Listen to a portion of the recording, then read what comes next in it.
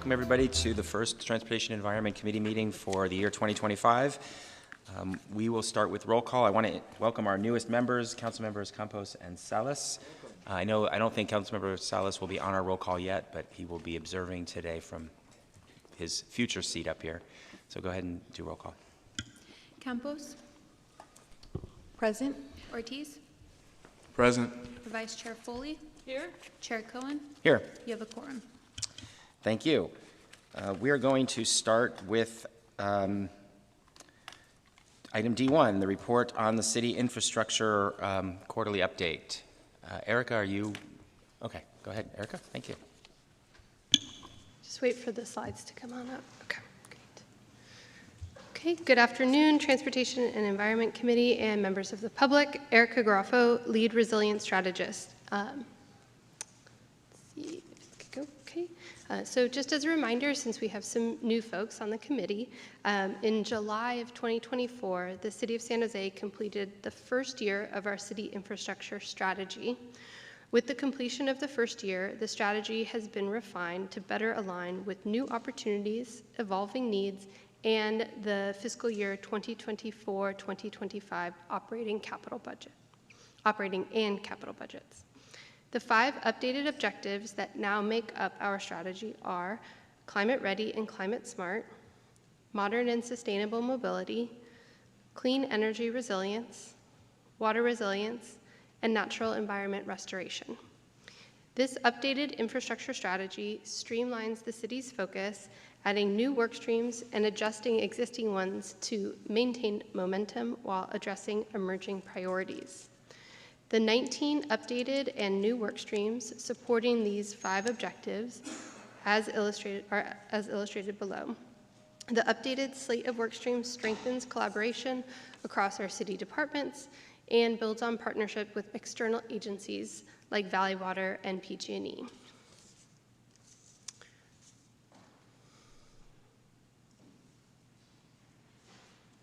Each quarter, the workstream drivers and their respective departments develop their committed key results for each initiative within the city infrastructure strategy. At the end of the quarter, we evaluate each workstream on completing their planned key results and assign an overall rating of green, yellow, or red. I'm happy to report that in the second quarter of this fiscal year, 11 workstreams finished green, or 58%, 8 were yellow, 42%, and we had 0 reds. Today, I'll dive into 3 of these work streams to give a quick update on work to date. So starting first with the shoreline levee and sea level rise. As a reminder, the Valley Water South San Francisco Bay Shoreline Levee Project, which is a mouthful, is a comprehensive flood protection, habitat restoration, and climate adaptation initiative designed to address the long-term risks of sea level rise and flooding in Santa Clara County. Our partnership with Valley Water focuses on North San Jose, including the Alviso neighborhood, and protecting the regional wastewater facility lands. In October, the city convened an in-person working group with the Santa Clara Valley Water District, the California State Coastal Conservancy, and the City of Santa Clara to outline key deal points for a memorandum of understanding related to the Shoreline Levee project. Over the remainder of this past quarter, Valley Water and the City of San Jose staff developed a 30% draft of the MOU. The MOU is based on the fully executed Shoreline Levee letter of intent between the City of San Jose, City of Santa Clara, and Valley Water. The goal for this current quarter is to develop 70% of the draft MOU. Next, we'll touch on the Airport Asset Preservation Plan. The goal of this plan is to ensure the long-term functionality, safety, and efficiency of Mineta San Jose International Airport by strategically maintaining, improving, and modernizing its infrastructure. The airport, in this past quarter, the airport engaged a consultant to develop an airport asset preservation plan, and this work included interviewing key personnel at San Jose Airport to evaluate asset conditions, ongoing and planned projects, and the current infrastructure status. They also reviewed documents and data to analyze the infrastructure systems of terminals A and B. They completed a visual facility condition assessment of both terminals, and they prepared a draft findings report to the city detailing the current state of the terminal infrastructure and proposing a rough order of magnitude level capital investment plan. And lastly, they prepared a comprehensive final investment plan.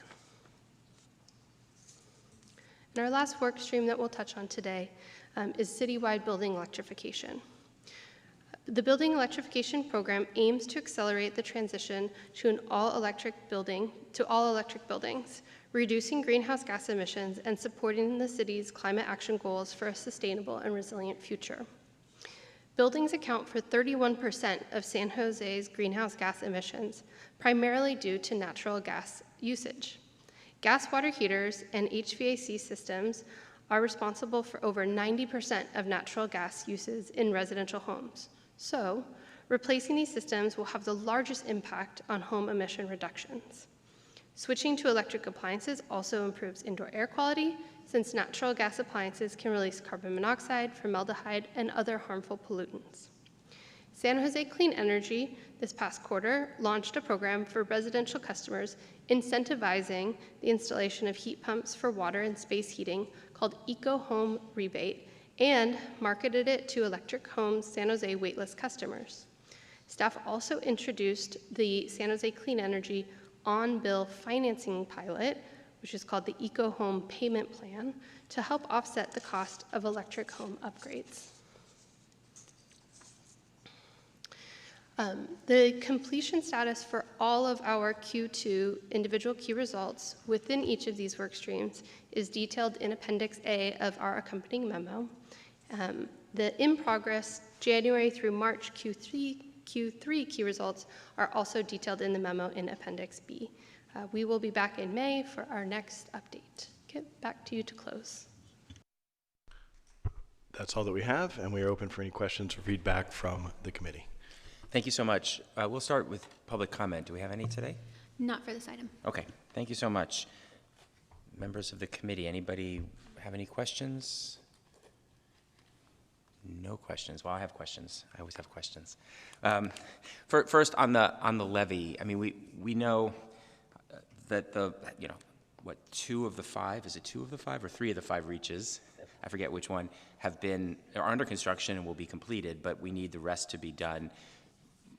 The feedback I had been getting was that because of the source of this funding, we were probably not at risk like some other projects are of the federal government cutting off the next round for the next part of the project. Do we have a better feel for that in terms of the project being able to move forward? Yeah, my understanding is that the federal funds for this are secured, and there's a substantial local contribution. And so, as you know, sort of the missing piece is making sure that they have all of the land, which is the land that we own, to do it, and doing value engineering so that the local share is not overly burdensome for Valley Water. But the federal amount is capped and set, and I believe I have not heard any indication that it is at risk in any way. Okay, thank you. So we're still on track in terms of the next phase after this one is complete with moving forward. Yes. And remind me again of what on track means in terms of the timeline. Well, if we can come to an agreement with Valley Water on this transaction and the final alignment, then we should be able to execute that transaction. There's Pond A18, which is about 860 acres, is required to be transferred to Valley Water to complete the levee reach, and we are looking at value engineering options with them and the Army Corps of Engineering. Assuming that we come to an agreement on all of that, then that gives them the green light to proceed with construction, which would take another couple of years. But the intent is that would protect us from both coastal flooding and sea level rise for the next 50 or 60 years. So if we can get this done within the next 6 months or so, that thing is well on track to be built out in the next several years. So we should know this year whether we're moving forward, whether that deal is made and what the next. Yes, and we've had some meetings with them subsequent to this report, and we believe we have a track forward. There's a lot of technicalities in the environmental side that we need to walk very closely with both the Water Board and the Army Corps on, but we're confident that we can come to an agreement that is mutually beneficial and that we can execute. Okay, thank you. On the electrification portion, it's great that last year we launched the programs, particularly the rebates. And I think we've probably seen this at another time. What are the numbers of people? I mean, these were already people on a wait list, right, that were asking for it. So have we, do we know how many people so far have gotten the rebate and how much money is left in the rebate program for the rest of the year? I'd ask either Julie or Lori to join us down and let us know if they have the answer to that. If not, we can follow up and get back. Lori Mitchell is making her way to the podium, Acting Director of Environmental Services Department, and also got a foot in the clean energy world.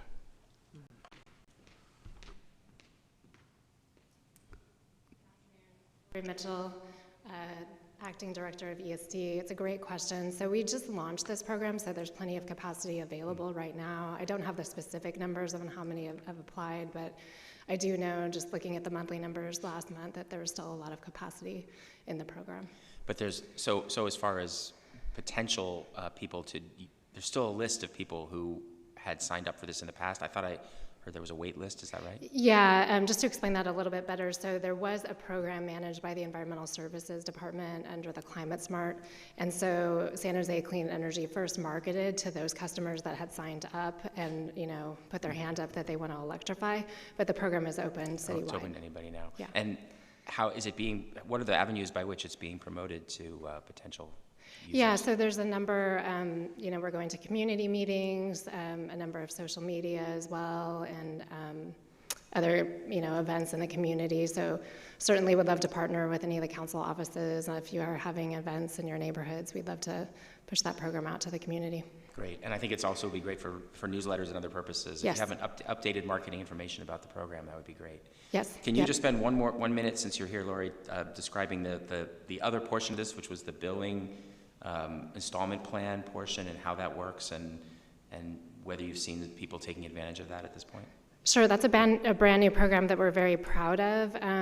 So on-bill financing is pretty common in the utility industry. It was used a lot for energy efficiency upgrades, where if you wanted to install an energy efficient appliance but didn't have the capital costs for that, the utility will front you the money for that, and then you pay it back on your utility bill. So we know that building electrification, water heaters, and HVAC equipment can be very expensive and cost prohibitive for many consumers. So one way to allow them to electrify those homes is to allow them to finance it on their utility bill.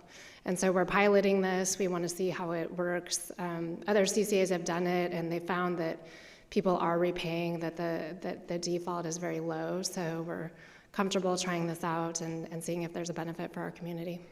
Great. I'd love to do some kind of program, and I know in my district, maybe others would too, where we can explain this to the public so people can take advantage of it and know that this isn't going to break the bank if they make these conversions. And when I met with PG&E most recently, I know they're building somewhere in their downtown headquarters a demonstration facility for electrified homes. So I hope they'll be complete soon. It'd be great for us to partner with them and use that as an avenue to show people what it looks like to electrify your home and what the appliances are like. And so I don't know if your department's in communication with them about that or not, but that would be great. Yeah, no, definitely. I think we're very interested in that. That's a huge benefit for the community to see how these technologies actually work in a home before they, you know, look into purchasing one and getting a contractor and all of that. So we're very supportive of that. Great. Thank you so much. Those are my questions. Do we have a motion to adopt the report? Move for approval. Second. All right. Looks like we have no other comments, so let's move to a vote.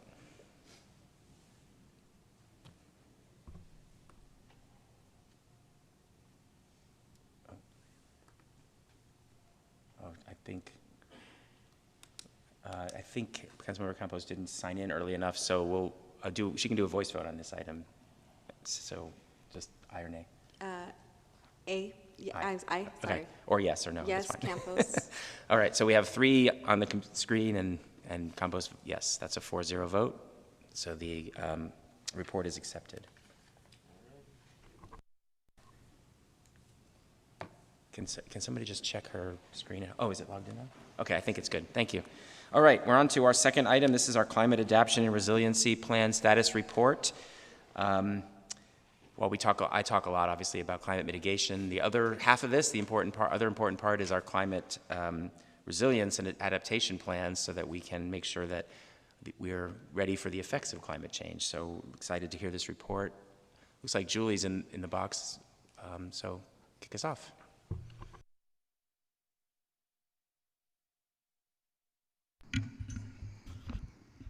Good afternoon. Julie Benavente, Deputy Director for the Climate Smart Division in the Environmental Services Department. I'm joined by Michael Gonzalez, who's our Environmental Program Manager in Environmental Services. Today, we're going to be providing an update on the city's Climate Adaptation and Resilience Plan. So we're going to start with a project overview. We'll walk through the progress and timeline for this project, as well as our planned community engagement.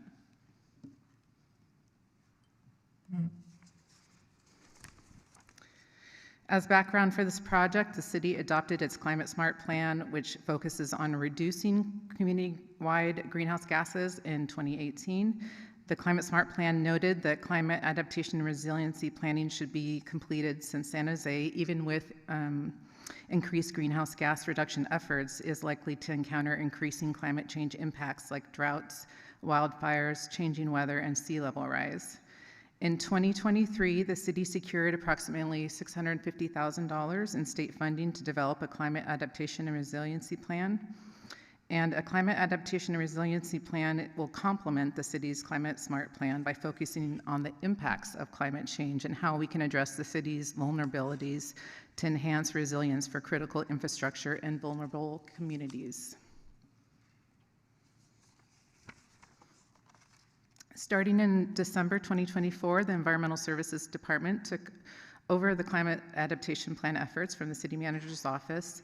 And supporting this effort, we currently have our ESD lead staff, Michael next to me, as well as consultants to conduct technical analysis and community engagement. And we also have a climate ready working team, which meets regularly and includes city departments as well as Valley Water staff. In terms of our progress to date, and this has included securing our consultant through the city's procurement process, forming the Climate Ready Working Team, which I mentioned, to provide review and input throughout the process, also drafting key guidance documents, the vision, framework, and community engagement plan, which was attached to the T&E memo, as well as completing a climate vulnerability assessment, a technical assessment, giving us a clear picture of the risks facing our critical infrastructure and populations to help inform future measures for stakeholder input.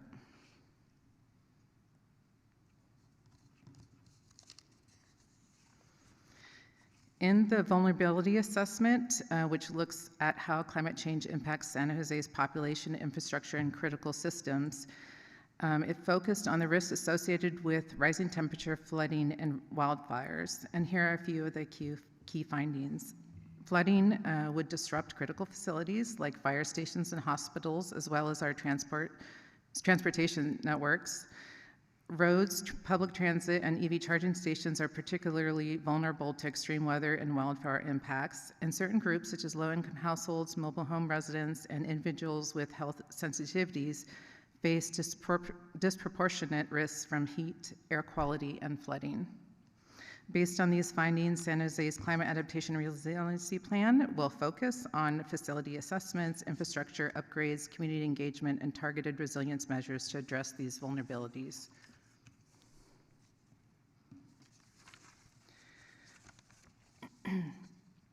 So, in terms of our project timeline, through the January 2026 grant term, currently and through June 2025, staff will continue working with the consultant to complete initial community engagement, as well as coordinating with the working group to develop the draft adaptation measures. From July to October 2025, staff will gather public input on the draft climate adaptation plan, and in winter 2025 or 2026, we'll present the proposed plan to the Transportation and Environment Committee as well as City Council for consideration.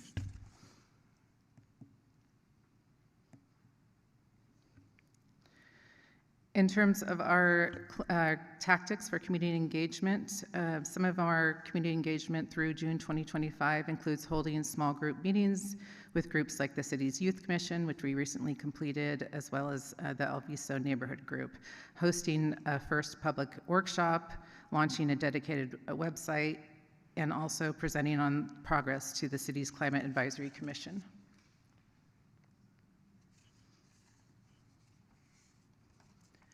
From July through September 2025, we'll post the public review draft of the adaptation plan for review and comment, host public workshops, and participate in multilingual community pop-up events to ensure broad outreach and gather input, address questions, and refine our plan based on community feedback.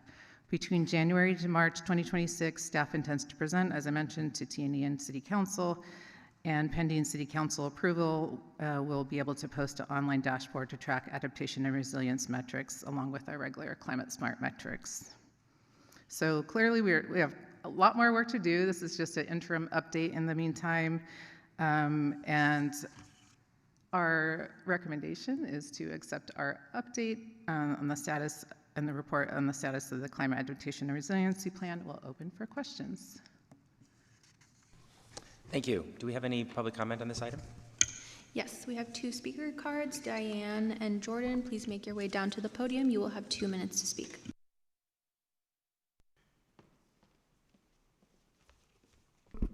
Good afternoon. My name is Diane Solomon, and I'm here on behalf of your BPAC. Number one, we respectfully request that you direct this team to work with your BPAC as you develop this plan. Please schedule time with us in the spring and winter with our staffer, Ryan Smith.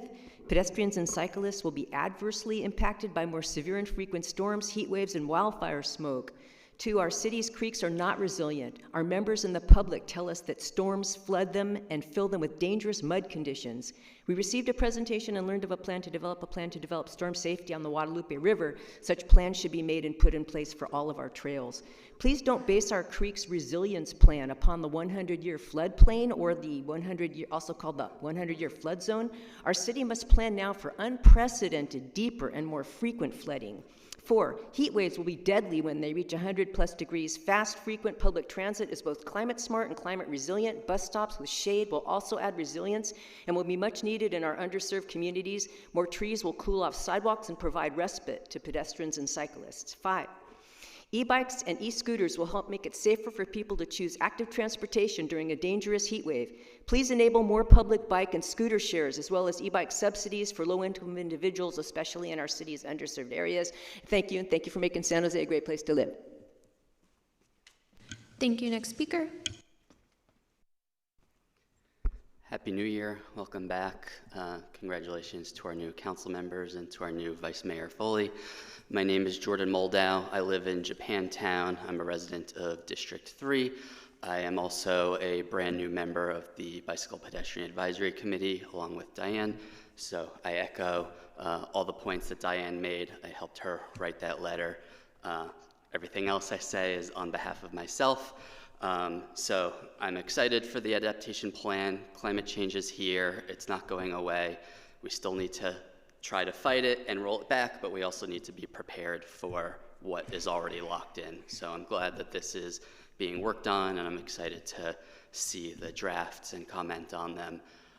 Adaptation is definitely different from mitigating climate change, but they also have a lot of common elements. So we want to encourage biking and walking in order to reduce greenhouse gas emissions, but also we want to make sure that the people who have switched to biking and walking can continue to do so when there is a heat wave or when there's flooding.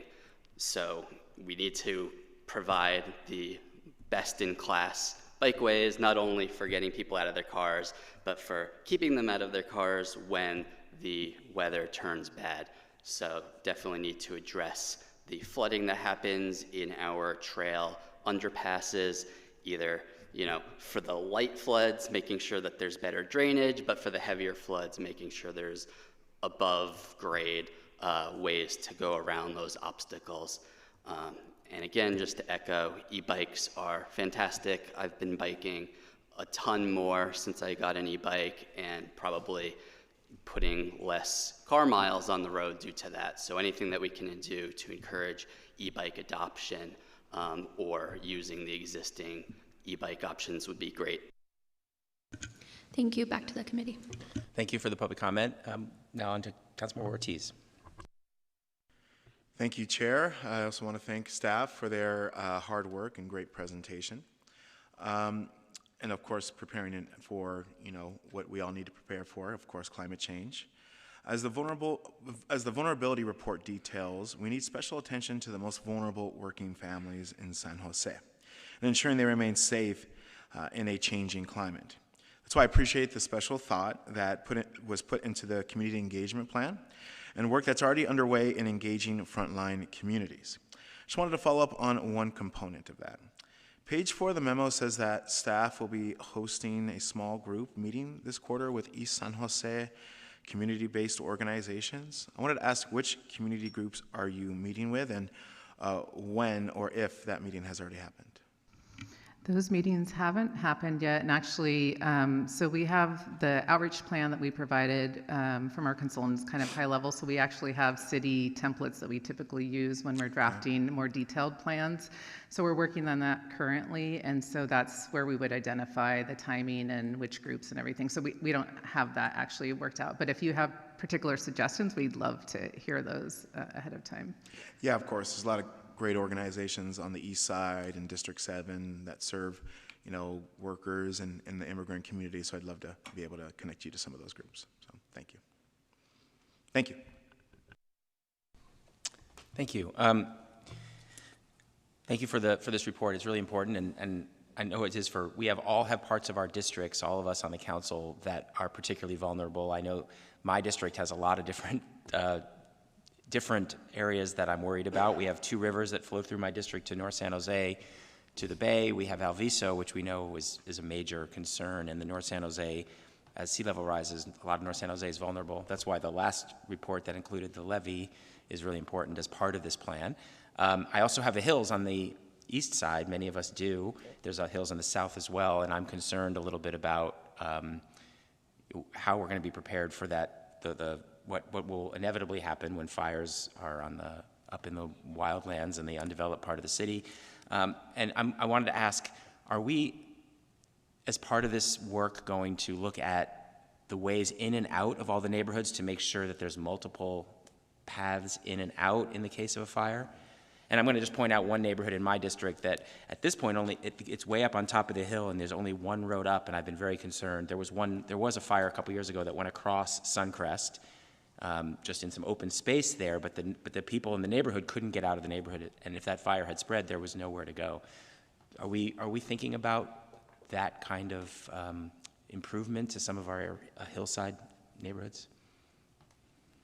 Unless Julie wants to take it, I think that's a bit outside the context of some of this work. So we do have an evacuation plan that details that and does that work, that's led by our police department in coordination with our fire department, are the primary leads on that, working with the Office of Emergency Management, and exactly aware of exactly the points that you're talking about, both the Alum Rock area, which is an area we pay a lot of attention to, and also the piece that we almost have had to evacuate during a series of wildfires a couple of years ago, where you do have a very tight single egress and access. So at this point, we don't have additional capital plans to build out additional roads, though we are doubling down and reviewing the evacuation plan and the planning piece to see where those choke points are, because those are some of the most critical elements to take into account with wildfire risk. Yeah, and I don't know that we have to have a plan yet for building new roads, and this is maybe more detailed than for today's conversation, but just having a map that shows us where our choke points are, where our problems are. There's potential for state funding, and there is also potential not to build roads that would be used every day, but fire roads that can be used in the case of an emergency, right, without having to, build major infrastructure. Yes, and just a couple of things on that. The fire department, in coordination with the Office of Emergency Management, are deploying a new system called Genesis that allows, by the company Zonehaven, that allows them to do a much more detailed evacuation planning based on both the demographics of the area and real-time integrated information with the event itself. And we'll be doing some testing of that capacity in February, and I think we're scheduled for an April 3rd session with the council as a whole on emergency preparation, and I think some of those capabilities will be demonstrated at a high level in that session as well. Thank you. I just follow up on one of the comments that Jordan made during public comment, and I'm not sure this is necessarily a result of climate change just as much as poor design, but many of our bike routes are impassable in the winter. We have a bike route in my district that goes under 680 that is flooded for whenever there's a wet rainy season, is pretty much unusable for 3 or 4 months. I know this is not necessarily completely city jurisdiction, it's a lot valley water jurisdiction, but we ought to be looking at, I hope as part of this we'll be looking at how we can make sure that that infrastructure is better protected for everyday use, not just during major flooding events. And then I just wanted to ask, so you said this is coming back in the probably early 2026. Is that the time at which you're anticipating this will be ready? Yes, the grant is through January 2026, so it'll probably either be, I'm thinking January or February 2026. And during this process, as you're building this plan, will there be check-in points with members of the council to make sure that, as Councilmember Ortiz asked, the right groups are being talked about, that all the issues that we might have in our own districts and neighborhoods are being studied? Yeah, so I know for the community engagement portion, we certainly will reach out, for input on that portion to make sure we're reaching your constituents.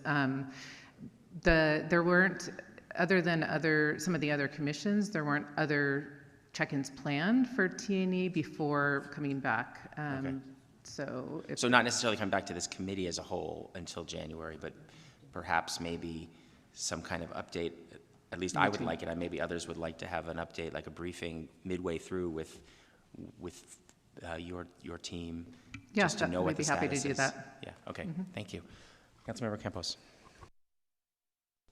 Thank you, Chair, and thank you to staff for the report.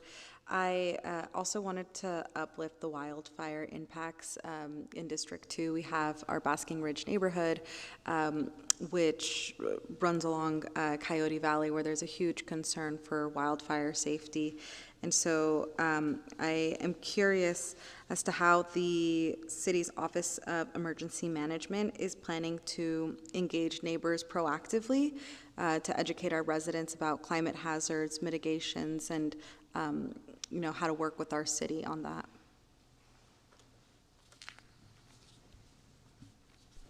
I'll bring Jay down, but while he's coming down, I'll say a few things about that. We also have a parallel piece of work around the fire resilience in particular, some of which will be coming out as an info memo. And the preparation piece falls in a couple of different parts of the city in terms of the hardening and the wildland prep, but I'll bring Jay McCamus here to talk about some of the CERT work that they do on some of the preparation and whether that includes or will be including any of the wildfire hardening work.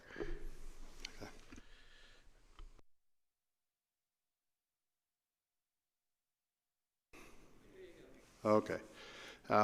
Thank you, Chair and member, for the questions. This is something that we work really hard on in the Office of Emergency Management. It's a big part of our program is outreach and education for the public. As Kip just mentioned, one of the things that we've been pushing for a number of years now is the CERT program. So the CERT program is available in all 10 districts. The program focuses on ensuring that at least one full course is provided in each district every year, plus additional courses in language-specific training. So that would be Vietnamese, Chinese, Spanish every year, and that's our full curriculum for the year. In addition, we do a number of what we call personal emergency preparedness events with groups of as few as a dozen to several dozen. I've seen a couple of groups in excess of 100 people. Throughout the year, we average around 2,500 residents that we engage with at different events throughout the different communities. In the 6 years I've been here, I am not aware that we have turned down a single request for an outreach event to any community. We're open to all takers.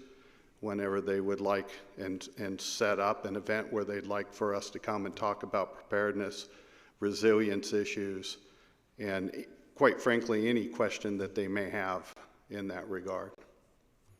Does that help? Very helpful, thank you. Since you had the mic last, would you like to move acceptance of the report? Yes, I'll move to accept the report. Second. All right, we have a motion and a second, so let's vote. All right, that motion carries 4-0. Thank you so much, Julie, and thank you for the presentation. All right, we are on to our citywide pavement status report update. We always look forward to hearing how well our pavement program is going. So John and team, look forward to your presentation. Good afternoon, Chair. John Russo, Director of Transportation.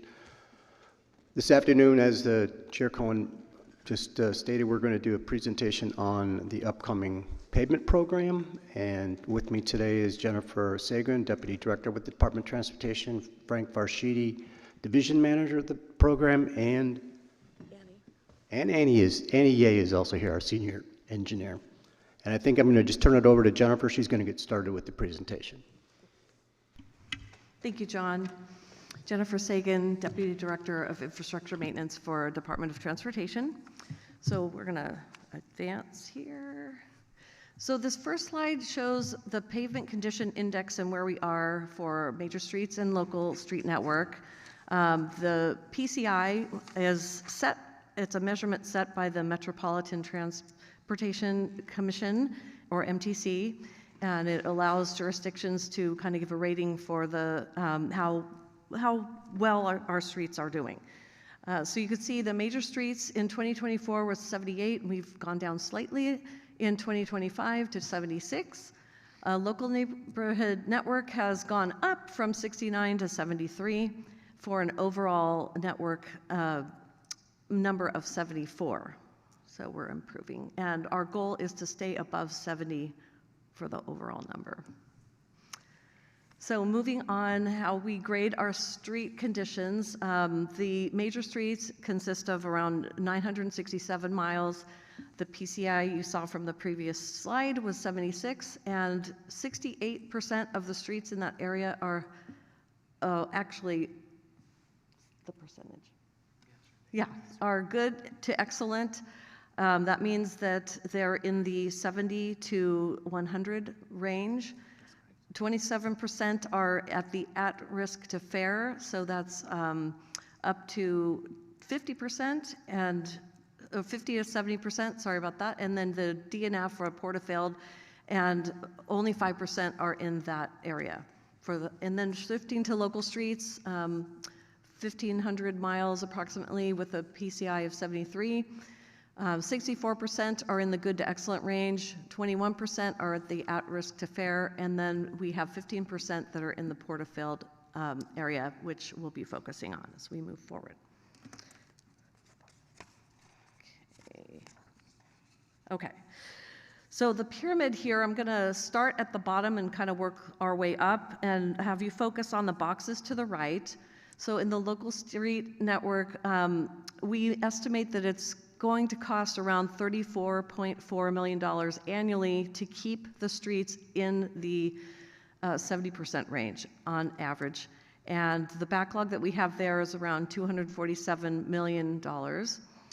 And then moving up to the major streets, again, the annual need is $21.4 million with a backlog of $65.7 million. And then summing it up all together, $63.8 million is what we anticipate we need to invest in our streets every year to keep them in the 70 and above PCI rating. The backlog total is $313.1 million.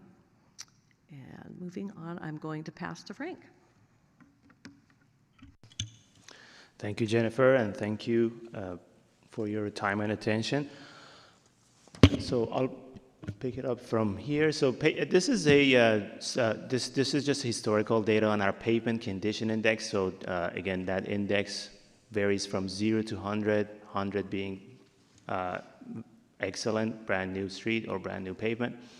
So just historical data, how we have been progressing with our overall network. So as Jennifer mentioned, we have a total of 4,400 lane miles or 2,519 30-foot equivalent miles. So we have a pretty good sized network, and changing that PCI takes a good amount of effort and work. So, but we are on the right track. So as you can see, a couple of key points on this slide. 2019 is when we got into residential, repaving our residential with help from the VTA Measure B and also the Measure T that the city passed a few years ago.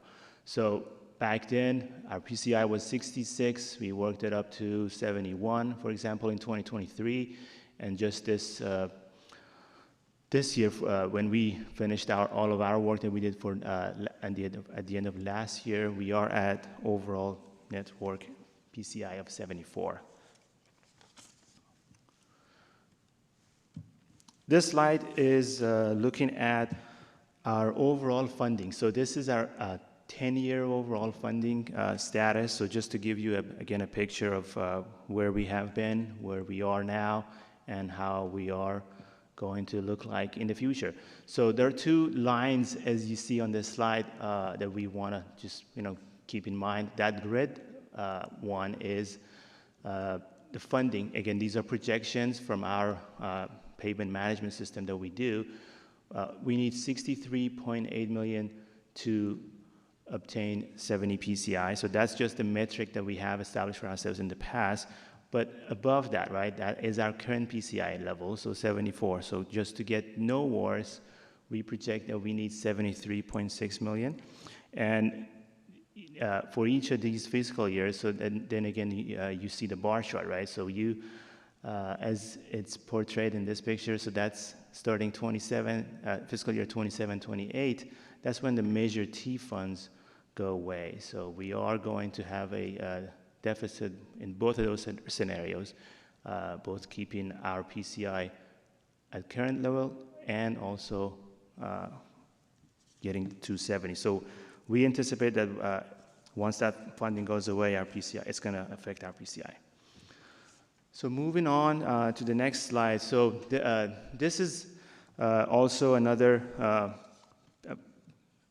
picture of before, present, and future of our maintenance backlog. And then by definition, again, maintenance backlog, we define it as streets that we have not maintained in the past 8 years for residential, for major streets, and then 10 years for major streets. So we have a lot of lines, a little confusing, but just as the dashed black line that you see on the left, that is way in the past now, right? So that's where we were going to be at if we didn't have Measure T and if we didn't have the VTA and the increased funding that we have. We were going to, at that time, we were projecting to be well above $1.1 billion worth of deferred maintenance backlog. We have definitely bent that curve down, as you can see on the other lines. And the latest one that we've ran is the orange, as you can see. So the curve has been bent, and it's gone down significantly. But as you see in the future years, we are still seeing some spiking of that curve, right? And that is because of the funding level that I just mentioned on the Measure T expiration date. All right, so let's also take a look at how we have been doing historically as far as efficiency, putting the projects out, right? So getting funding is all good, but actually putting it on the ground, delivering is another story. So this is just to give you a picture of how we've been doing. So a busy graph, but the point of this one is, as you can see, we have been delivering for quite a long amount of time, and since 2019 when we started that whole residential, it has definitely made a major impact. Funding, so 2028, again, is going down, so we have to adjust our production as well. So you see that towards the end of the graph. So what's our plan for this year? What are we going to do? So we have programmed over a total of 33 projects for this year. This is divided into two programs that we have for our program, residential and major streets. So total on the major streets is up on the upper part of the chart of the table, and residential. So we also, a couple of points about this slide. We use the minor contracts pretty effectively in our program. We define our concrete prep work into these minor, smaller contracts. Give also, that time that we need to, do all the work before the pavement projects, bigger pavement projects. The total mileage is 237, just to give you an idea of how, and this is all in 30-foot equivalent, that you can, just imagine that's paving a 30-foot wide lane from San Jose to Bakersfield. So that's how much work we have ahead of us this year, and, we have been roughly, again, hovering around that number for the past few years as well.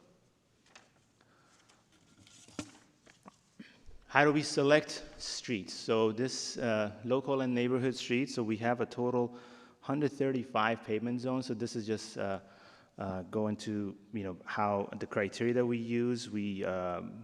This is the most effective and efficient way for us to actually deliver the work. These zones, they all get maintained in one shot, in one, so all the neighborhoods in one area get done. We look at a number of factors when we consider these. So average pavement condition is definitely one. The geographic spread of the work is another. We also have an equity tool that we have implemented a few years, and it's been in place and working great for us. Some before and after pictures, and this is from our most recent year, meaning 2024, that are presented here. The key point to keep in mind is definitely our streets, as we are getting towards that, towards the end, or not the end, but just towards doing more residential. We are definitely on better streets because we prioritize doing the ones that were in a very poor shape first. So which is a good thing, and we are noticing that in our work as well.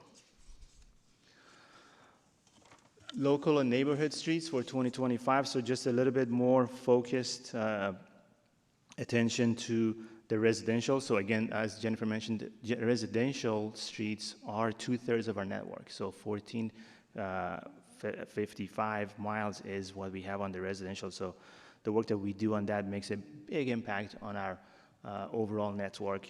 And for this year, we have 15 minor projects program, plus 6 major contracts. And we're going to have 4 resurfacing. So these are just the major rehabilitation streets that need that type of work, plus a ceiling work that will address those areas where we are still on the preservation, the higher PCIs or whatnot.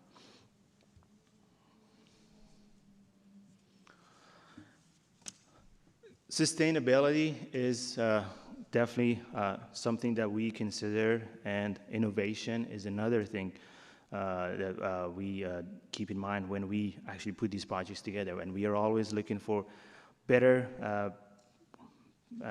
ways of doing things in the pavement program. So these are some highlights of the actual stuff that we've done that has been in place, and we're seeing the benefit of that. So on the sustainability, on the low carbon and GWP, global warming potential side of things, we have a couple of years ago we edited, modified our concrete specification. Now we have been speccing out a performance-based concrete specification that is speccing out the threshold for the GWP. It has been successful. It really hasn't affected the workability of the material or the efficiency of the delivery or the performance. So we did a pilot. It has been successful. Now we have actually extended that to all of our concrete, and we do use a lot of concrete material as part of these projects. Just to give you an idea, again, we build over 2,000 ramps per year. So the numbers add up very quickly.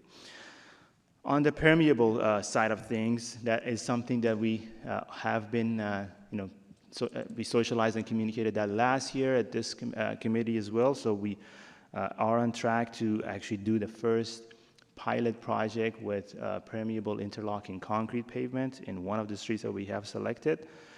We have finished design. That project is in the pipeline on the procurement side to go out. This will be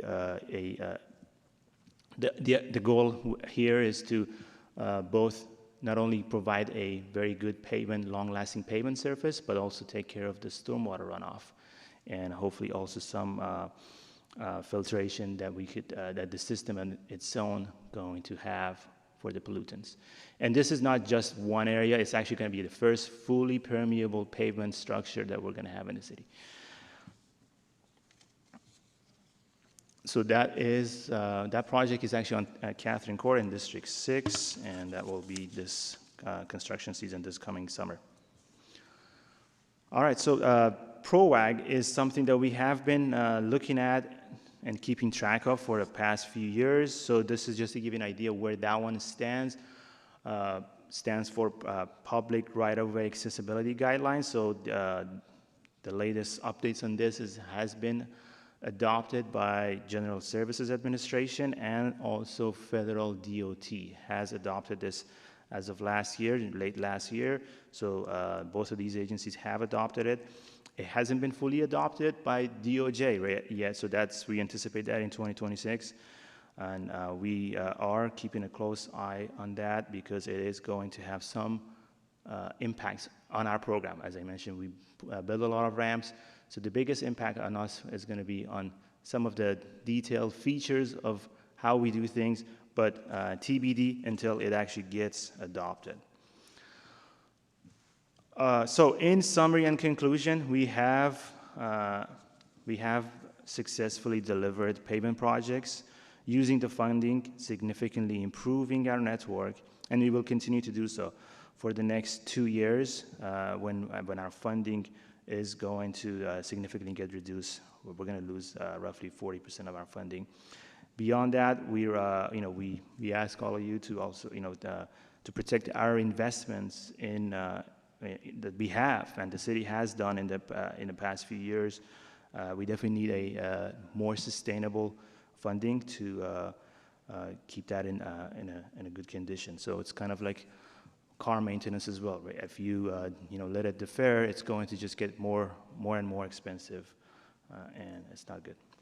So I'll conclude the presentation, and we'll be happy to answer any of your questions.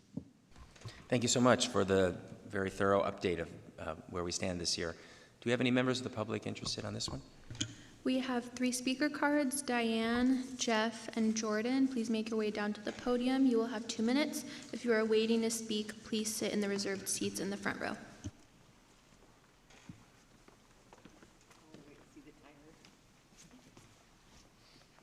Good afternoon. My name is Diane Solomon, and I'm here on behalf of your BPAC. And first, thank you, transportation team and Jennifer, for seeking feedback from your BPAC. Given Measure T will expire in 2.5 years, we have recommendations for priorities before our city's pavement improvement funding significantly decreases. Please make sure that our Measure T money is being used for the greatest impact, not just to maintain a status quo. Use it for improvements that will achieve both street safety and our city's climate smart, climate action, and mode shift goals. Our annual bikeway review program, our city's annual bikeway review program, is restricted to adding bikeways. We thank you for this, but we respectfully request that this program reach out to your BPAC and to other stakeholders to receive input about potholes and other pavement hazards, especially in the underserved areas of our city. Yes, one can report dangerous potholes on the 311 app, but we're unsure how such a reporting is received and acted upon by this department. We respectfully request that the paving schedule is not primarily based upon the Pavement Condition Index. Please instead base this schedule upon the need for pedestrian and bicycle safety.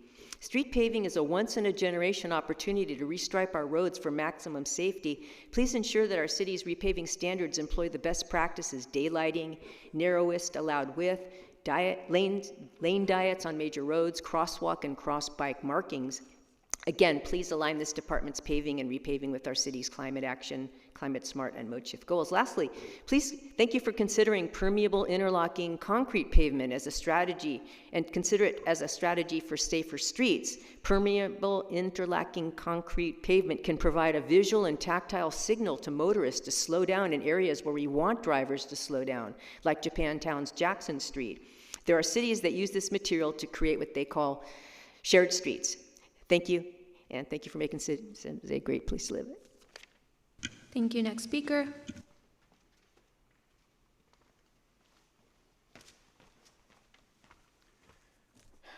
Good afternoon. My name is Jeff Boissier.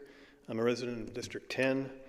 I want to thank you for all the progress to date on maintenance and improvements to our city streets. As an avid user of bikes for transportation, not just recreation, I greatly appreciate it. I'd like to request that a standard be adopted as part of any repaving effort to always include flex posts or fixed bollards between bike lanes and vehicle lanes where there is the risk of vehicles drifting into bike lanes. This is especially important on streets and roads that are curved. I know this is considered often, if not always, in the case of high-risk corridors, and I'm starting to see installations on existing roads in my own neighborhood. I know budgets are getting tighter, but I'd like to see a standard adopted and resources allocated that would make this a standard on all resurfacing and restriping efforts that include Class 2 buffered bike lanes. I've witnessed firsthand in my own neighborhood the difference in driver behavior before and after flex post installations centered in the buffer between vehicles and bicycles. Paint is not protection. Many in the cycling community will refer to flex posts as vertical paint. I know it's not physical protection nor a permanent solution to safer bikeways, but it's a large step in the right direction to alter driver behavior, making it safe for bicyclists. Please make installation of flex posts between bike and vehicle lanes standard for all restriping efforts on all streets that include bike lanes. Thank you. Thank you. Next speaker. Jordan Moldow, District 3. Thanks for the repaving efforts and thanks for all the new and improved bikeways that have been installed as part of this effort. I've ridden on a couple of the new ones, in particular West Taylor Street, and it's definitely much appreciated. To echo the previous two speakers, these pavements are really a once-in-a-generation opportunity, and if we run out of Measure T funding, it might be more than one generation until some of these roads are repaved and restriped again. So making sure that we have the best-in-class architecture in our base designs would be very much appreciated. And I know street standards have been evolving over the last few years, and there's definitely still the same emphasis on having the correct type of bikeway for the street. But one thing that around America that we've been neglecting is the intersection treatments. The intersections are places where people get hit and injured and killed the most. And so making sure that as you're entering the intersection that you have the maximum design for safety for pedestrians and cyclists is crucial. We're about to run out of Measure T money, so it's important to have a plan for the future of how are we going to be most effective with our money. And one thing is that the wider our roads are, the more asphalt there is, the more expensive that it is to repave it. So one thing that I think is crucial is to make sure that we are not taking our existing roads and making them even wider. This will be relevant in the next agenda item. Just another shout out for slow streets. We should really create more pedestrianized areas. We don't necessarily need to close off streets. I mean, San Pedro is a great place, definitely keep it closed to cars, but there's other places where we can use the PICP treatment and create roads that are, primarily for pedestrians, but the speeds are still slow enough that cars can go on them just very slowly. So thank you for your consideration. Back to the committee. Thank you. Vice Mayor Foley. Great, thank you. Thank you for the presentation. I always enjoy my sit-down meeting with the paving team to find out where in my district will be paving on the local streets and where they're not being paved. And I did have one area that was supposed to be paved a couple years ago, but their PG&E work was happening and other things happened, so we were hoping to move it on, but the PG&E work hasn't happened yet. So I appreciate your explanation so that we can then convey that message to the community as to why their streets aren't getting paved. I live in a neighborhood that has finally reached the condition of getting our streets repaved, and we've been going through all the corners are getting ADA curb cuts, and that's actually going really well. Are you using on the ADA ramps or anywhere else? What's you mentioned the low carbon mix. What percentage are you using the low carbon mix on our streets or ADA ramps or anywhere in general? Very good question. Thank you, Council Member. We have been using that low carbon mix for all of our concrete work for the ramp. So we did the pilot. It was successful. We didn't really see any negative impacts on the performance of the material or the product that we were getting, and that's been standard practice now. Great. And does that save time, money? Of course, it's better for the environment, but what other benefits might it have? So the prices are pretty equivalent to just the standard concrete, but the good thing is it is lower. It has a lower carbon footprint in terms of CO2 and GWP, and performance-wise, it is equally the same. Great, thank you. So you mentioned it, and members of the public mentioned Measure T. Does Measure T sunset in 2027? 2028 is, yes, end it of 2027. It sunsets in 2028. Right. We have an election in 2026. Is there any consideration for bringing a measure before the public to extend that Measure T? I have to tell you, when people say, oh, what do you do as a city council member? And, we always talk about police and fire, public safety. But you know what the number 3 thing is? Streets. Our streets are getting, the potholes being filled, and we all talk about it. We all say that that's one of the things that we do. It's not the sexiest part of the work that we do, although I'm not sure any of it is actually sexy, but it's, it matters to our community. So I wonder if, I don't want to lose any time, and Measure T, when the funds sunset, what you've indicated is some of those streets that haven't been paved yet may be in jeopardy, and we've committed to our community that we're going to pave all of our streets. So we need to do what we can to get something on the ballot. Are we polling? What are we doing with any possible extension of Measure T?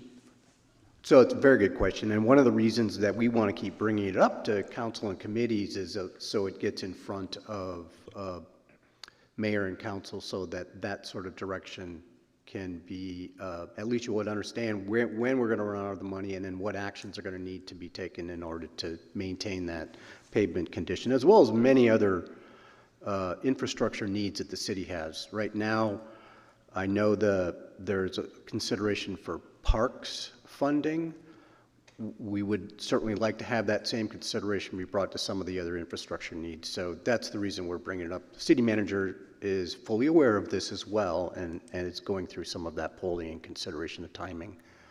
It's not the only source of funding that we're considering. We're also trying to influence regional and countywide potential funding measures as well.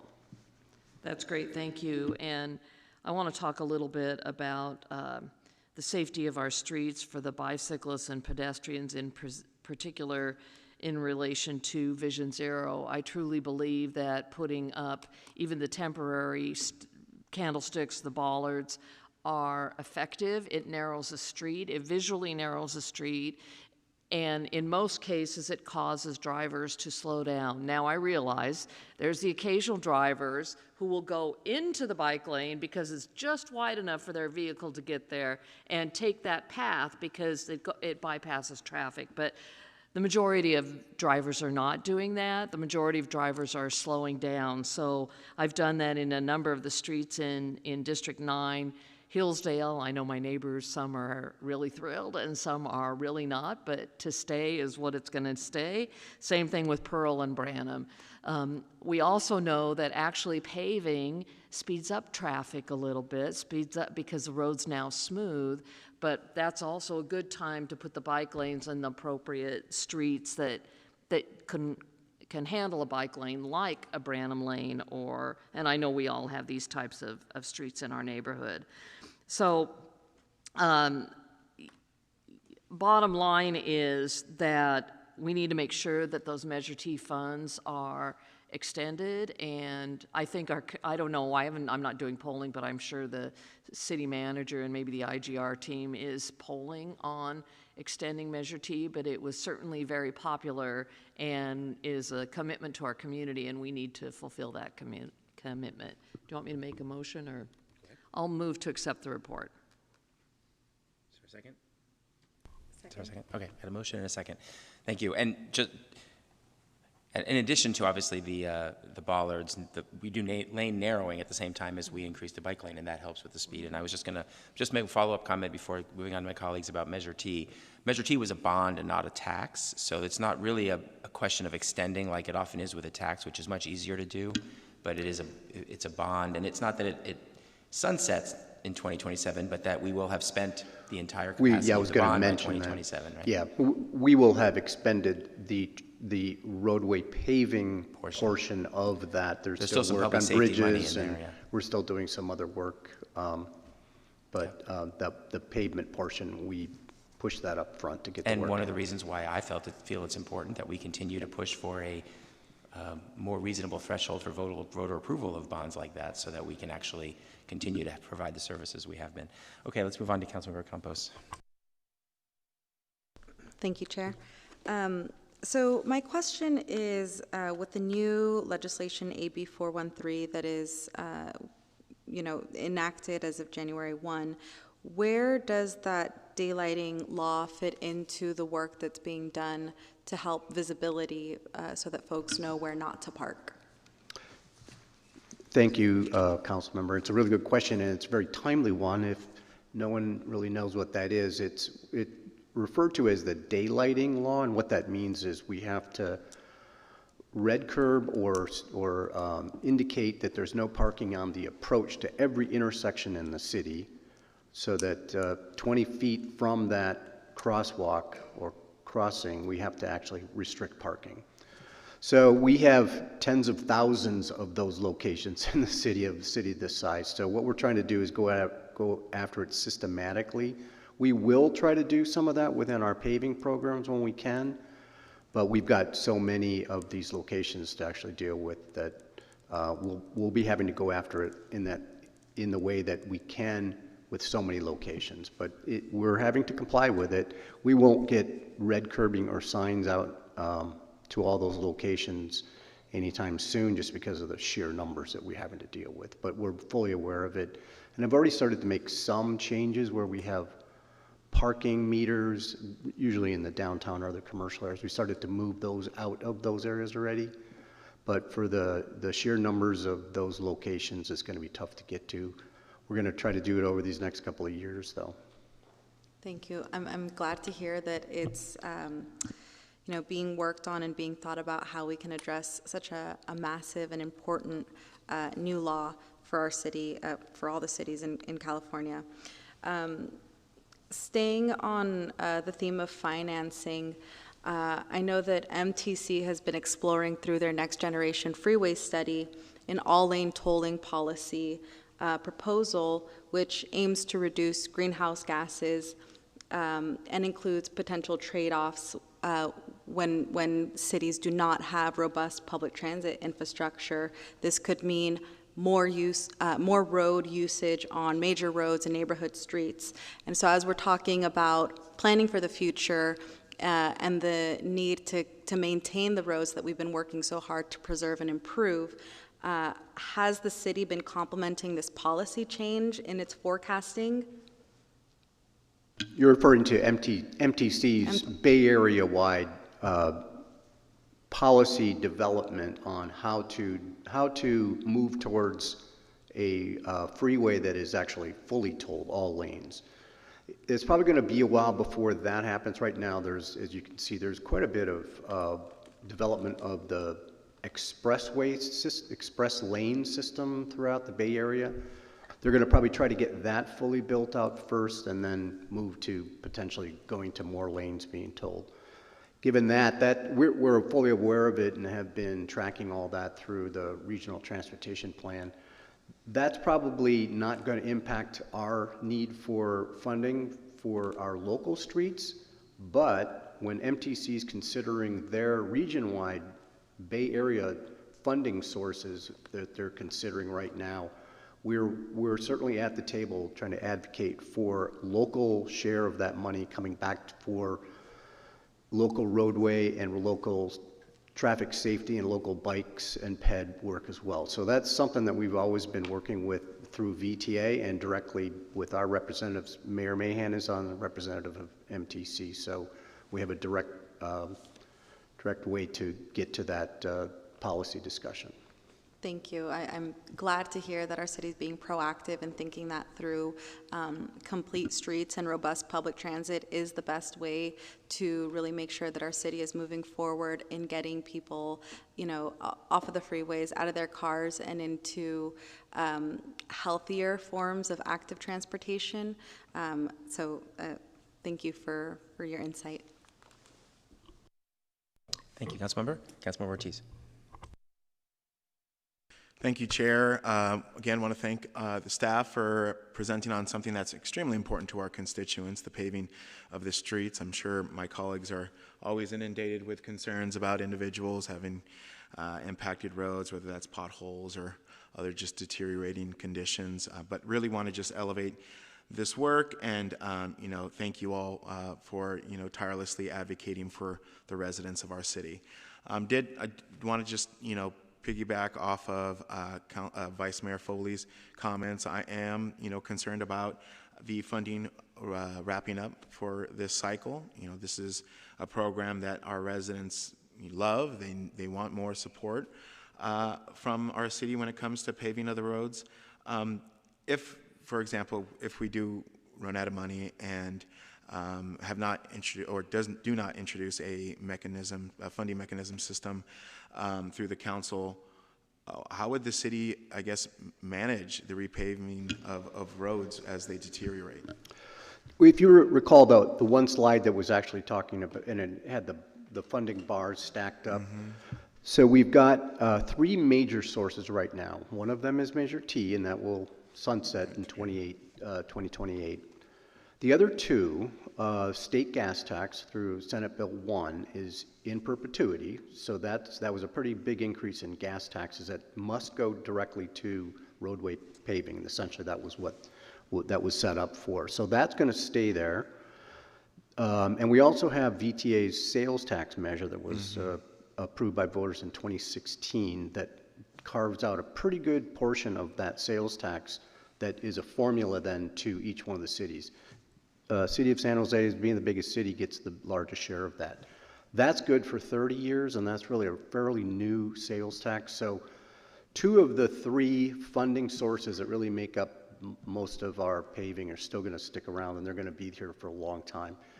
Measure T, which was about 40%, is the one that's going to go away. So we've got to look to see if we can try to find a way to restore something that would come with that. And it could be a number of things that Councilmember Campos talked about, with maybe MTC, maybe another renewal of a VTA sales tax measure, or something that the city would do. We're going to continue to look at all of those sources. That's great. Glad to hear that the city is committed to making sure that these funds don't run out or replenishing them through another avenue. Some of the questions from the public prompted me to ask something, not necessarily, I guess, connected to street paving, but not necessarily like fully connected. I know that as we talk about safe streets, safe traffic, you know, all the infrastructure we're doing regarding bike lanes, which I support, including, you know, infrastructure for the middle divider and other ways to reduce traffic. Are we looking at other cities and what mechanisms they're utilizing? I know in San Francisco, they have this program, Slow Streets, which is specific to like different neighborhoods to create like an area where it's safe to walk, live, and play. Is there a reason why the city of San Jose hasn't adopted similar avenues? Yeah, another really good question. That Slow Streets movement really started during the pandemic, when there was actually less driving, and many cities, not all, but many cities looked to actually restrict cars on certain streets. There are residential streets, obviously, we really couldn't do that on arterials and that sort of thing. We looked into it back then. We actually went out into the public to try to ask some questions. Was this something that you wanted, like in these areas? And we didn't see a lot of interest in that because we already had fewer cars on the road. We didn't see a lot of interest that was needed because we have pretty good walking sidewalks and infrastructure like that. That was what most people wanted, was safe walking, because they were getting out of during the pandemic. There is still some of the slow streets around in some of the cities, but many of the cities have now removed those and opened them back up. It is something we always look at to see if there's good ideas in other parts of the country. We're of course in many different organizations of transportation planning in large cities and stuff, so we pick up on a lot of potential new things for us to try. And we're pretty good at it, and we're pretty out there on terms of some of the innovative things that we're doing for street and bicycle pedestrian safety. I think we're probably leading in some areas with the way we've been able to implement some of our Vision Zero programs and practices that we've been putting into the city. It is costly to remake a lot of these streets, but you're going to see some coming up in the near future. We're going to be remaking some of the downtown streets that we're using just paint and plastic. We're going to make them more permanent. And you're going to see some other streets that are in your district. We did just do McKee. Yep. You're going to see some other ones happening in districts 5 and 7 and 3 as we remake some of the roads over there in that area to Keys and Graham. So we're doing some pretty significant changes, but they are expensive. I appreciate that. I know you guys are doing a good job. I support this. Being my district, I think, is number 3 in fatalities here across the city. So definitely want to make sure that we're still identifying funds. I know that you just, 2 questions. So you said that cities have started stepping away from the slow streets program. Is there reasoning for that? Well, some of it just didn't seem that it was, I don't know all the cities that did. I know San Francisco stuck with a couple of them, but then removed some. Oakland removed some, stuck with a couple of them, and other cities. So some that were down here in the South Bay or East Bay, some of those cities did remove. They tried it, just didn't. It wasn't really doing much, except restricting some of the movement in those streets. So some have chosen to keep it on there, but most have, I think, have removed them. Thank you. Appreciate that. And then you mentioned Vision Zero. Very expensive. I support it. Want to make sure we're restructuring the streets that need to be restructured. My understanding is some of those funds may be getting cut pretty soon as well. Is there talks about what we will do to make sure that those projects continue to be fully funded and the coordination of that has funds? Your council member, another really timely question. You're probably asking a question that all of us in all aspects of local government is wondering what is going to happen with federal funding in this new administration. We don't have the full answer to that, so I don't know what's going to happen with future grants. We have been very successful in achieving grant awards up until this time. What we're trying to do is make sure that those that are still in a process at the federal level, that we're still going to be able to secure those, because we have some significant amounts of money that are in the process of being, finalizing contracts and that sort of thing. So those are the ones we're worried about. I don't have an answer whether or not the future of transportation grants is going to change. I suspect it will quite a bit. We just don't know that yet. But we're just trying to hold on to what those grants are we already have been awarded. So since you mentioned it about programs that rely on grants, the King Road Complete Streets, do we have funds for that? Are we concerned about that project? We have partial funding. Okay. Because on part of the King Road that you're familiar with, that was coming from statewide funds, so there wouldn't be necessarily the same sorts of concerns that the federal transportation grants have. We do have we have many plans that actually would have been to follow through with more grants at the federal level under Biden administration transportation authorization. The federal transportation bill will have to be reauthorized in the next year or two, so that's going to be very interesting to see where that goes. We will be working with our IGR folks and all the rest of the people that are interested in this to try to make sure that we can still maintain federal transportation funding coming in for the many important things that we do. All right, thank you so much. Scary times for transportation funding, in my opinion, and I think we should assume we're not going to get anything until Congress decides they're an equal branch of government, which they've decided, which for some reason they don't believe they are anymore. Okay, I have a few questions for you. Can you put up slide 6 back on the screen? I think this is sort of the key slide that talks about the gaps in funding going forward. We have the funding that we have from Measure T that puts us over 100% of our ongoing maintenance needs, but we're going to be, what, 70 or 80%. Fortunately, we have local sources that are not susceptible to federal clawback or anything that are going to give us about 80% of what we need to keep this going forward. But clearly, we're going to have a negative. Maybe this is too long of a conversation for now. Maybe you should come back the next time you come forward. But what are you thinking about is how you'll prioritize the use of that funding when we no longer have the excess money, but we're going to be having to do what we can in the most important areas? So this is what I was referring to at the previous question, and the far bar to the left, you can see the 3 main funding sources, and then that grayed out one is the Measure T, and it goes away in a couple years. So what we're going to be, we do still have those 2 main sources of state gas tax and the VTA Measure B. Now, how do we prioritize making sure we still get all the work done that we want to accomplish? How do you prioritize the work? We're not going to get it all done. We're still intending. Remember, we made that. We wanted to be able to pave every road in the city when we started this about 6 years ago, and we still want to be able to do that. We think we maybe have to stretch it a little bit beyond that 9 years. Do we think that will be before the Measure T runs out? We will have hit every road. We're going to still get 3 big paving years in this 25, 26, and 27. So we're still going to be working pretty heavily out there, getting almost everything done.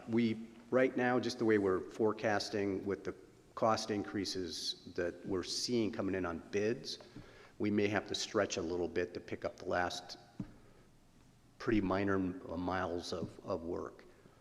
So we're thinking we're going to get pretty darn close to that goal of trying to get every street paved. And then, as you know, and Frank mentioned it, is the minute we put that pavement down, it starts to degrade and our PCI will start to recede. So that's why the conversation was a very good one here, to actually figure out how we can still maintain that at least 70 or even a higher 74 level, which is a pretty darn good pavement compared to where we were even 5 or 6 years ago. I suppose is the simple answer to my question that going forward, starting in 27, 28, when that 3rd bar goes away, it'll all be based on the areas with the lowest PCI, and they'll get the work first, or how? Well, we're probably going to recommend, like we did before, is making sure that the major street system is going to be the priority, because we have to keep those really in very good shape, because that's where probably 85% of all the traffic and trips occur. But we still have enough to actually still maintain the local street system, probably not to the same level that we have been for the last 5 or 6 years, but we will then work with each council office to prioritize which ones we're going to be able to get to. But you can see it right now, it's not looking like we'll be able to keep up with it if we don't find some other funding to get us above that bottom red line. If I could just build up on that too, John. Rick Scott, Assistant Director, DOT. If we could get to slide 8. I think that's pretty instructive right there. You see from 214 to 99, that's still a pretty robust paving program, and that's basically when we lose Measure T. But you're right, we will have to kind of pivot and cover kind of more condition-based. I think we're all committed to getting the entire local street network completed. That's still true. It'll just be less. You know, that's going to be the story going forward. So you think about 100 miles a year going forward is a good number? When Frank and I started with the program, that was 2013. So the program's been there before, and it's still, in comparison, a very strong program, but it will not reach the levels we've been reaching the last few years. We've been very fortunate to have all the funding sources. So it's still essential, and again, to keep us in good, we don't want to go back down. I think we definitely need those sources of funding to make sure that we keep ourselves in the 70s and above. Back to slide 6, the first bar, the 24-25 has, all the bars are much bigger. What happened in that year, and why were the numbers so much greater in that year than in the years going forward? You want to take it, Frank? Yeah, so in that particular year, we had a lot of liquidation and leftover money that we were able to actually put forward and do more work with. And then going back, I was going to add to your question, what is our plan moving forward after Measure T sunsets? How are we going to manage it? So as John said, 92% of we are projecting at this point, 92% of the residential streets will be repaved or maintained, right, by 2029. And then the rest that, we are not going to have that Measure T funding. So we're still going to be in a good condition, but from payment management perspective, the best way to handle it would be just to keep the good roads in a good condition, and knowing that we are going to have that budget gap, we have to look at all kinds of prioritization. So major streets carry most of our traffic, so that needs to probably be weighed out. And it will be tough though, because the deterioration of our network is going to be higher than the investment that we're putting in. So it's not going to happen overnight, but within a few years, if we don't address the funding gap, we are going to see network degrade over time.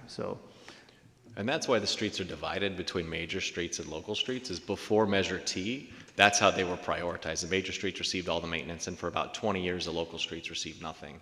So the whole strategy with Measure T was to get through all of the local streets to give ourselves some time, basically, so that we could, again, manage when that funding went away. So that's generally where we are, but again, I think we have seen how far this program has come, and we don't want to see it go back. It's pretty incredible what this team has been able to accomplish over the last 5 years. Yeah, it's been great to watch. Thank you. One last question. The PICP, what makes a good candidate for PICP? How does a street get selected for that? Yeah, a lot of variables are considered for that. So definitely the slope, the cross slope, the existing infrastructure that's there for stormwater, because in some areas of the city more than the others, we don't currently have infrastructure for collecting the stormwater runoff, excess stormwater runoff. So we look at that, and then also the ease of construction. Again, this is a pilot, and that's how we do the innovations or creative ways of doing things. We don't want to just roll it out in a big picture, in a big scale. We do a small project. So it's not about the use of the road as much as it is about other infrastructure questions. Well, they use too, right? So on the major streets, it's going to be a lot more complicated than on the residential. Catherine Court is a residential street, and there is no existing infrastructure for stormwater either. And so basically, if there were so I presume it's more expensive, so by some significant amount, right? So right. Obviously we can't do it everywhere, but no. If funding weren't an issue, and then any residential, any sort of minor street would be a candidate for this. There's not something about certain streets that make it a better candidate than others? I could add to it. So typically low volume streets with lower traffic loads and also lower speeds. That's why the local streets will be a preferred location for us. And also streets that are straight, not, with curves and things like that. Okay. And with, 2% or less of a grade. Okay, great. I look forward to getting a up-close view of the street when it's done. I think it would be great to understand it better once we see it in place. All right, we had a motion and a second, so let's move to our vote.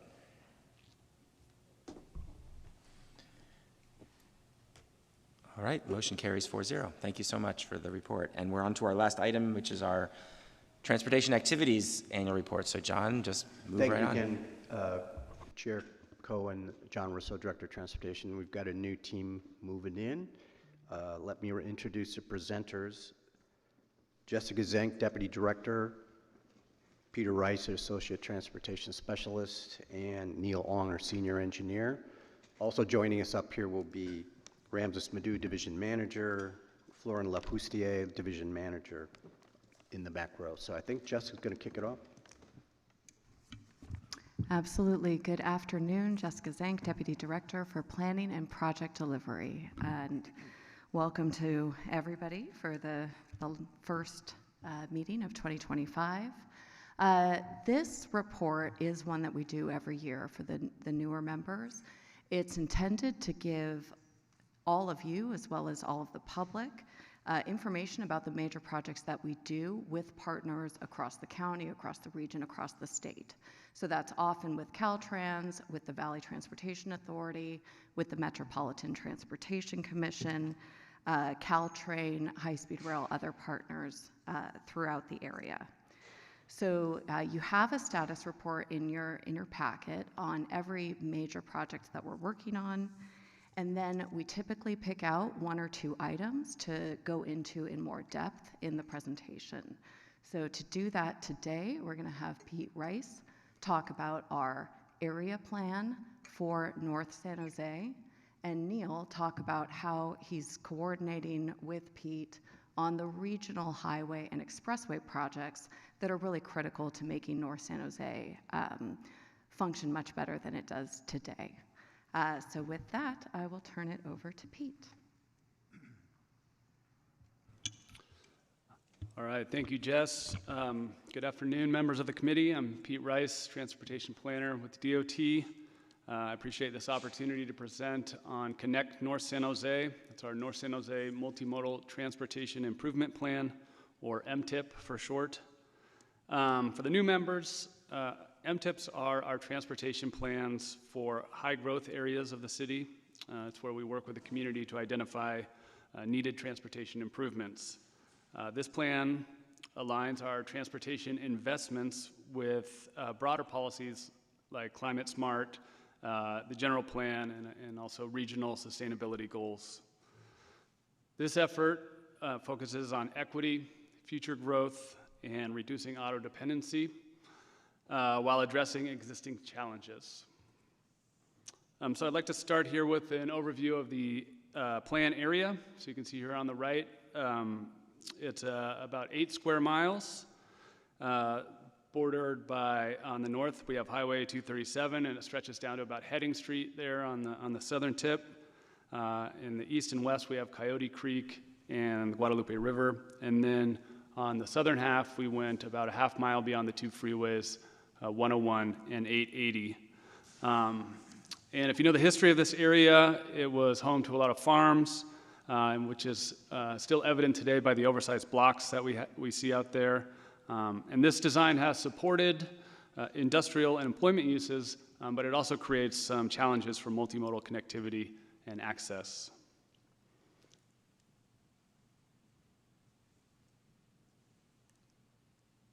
There we go. So to address these challenges, we've established these 3 core goals to guide this plan. The first is lead with equity. This means we're engaging with and directing investment to underserved communities. The second is plan for the future. So like I said, this is an area where we expect a lot of growth. The projects we identify will support this growth while also addressing current issues. And then the third is promote mode shift. So we aim to reduce reliance on single occupancy vehicles by improving options for walking, biking, transit, and carpooling, and at the same time enhancing safety and mobility and air quality. So with those goals in mind, this is the planning process. So we kicked off last January, about 13 months ago, and we are on schedule to have the plan ready for review in the next month or two. Currently, we're finalizing our project designs and our cost estimates, and at the end of this month, we'll be bringing our ideas to the community for feedback. This is what we've heard.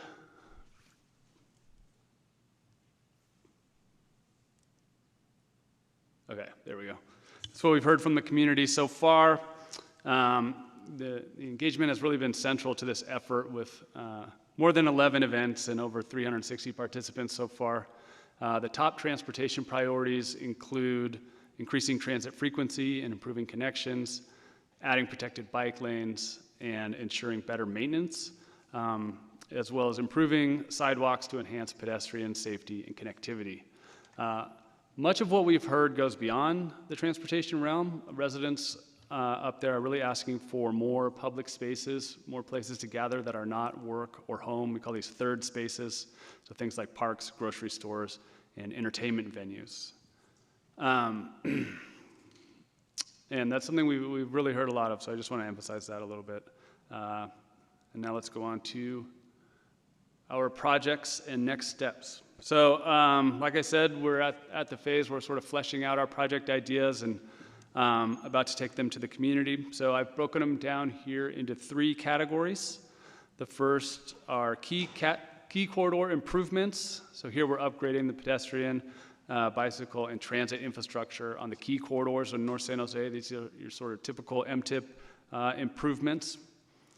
The second category is reimagining the street grid. I touched on this earlier, but this is sort of expanding on what was in the previous development policy.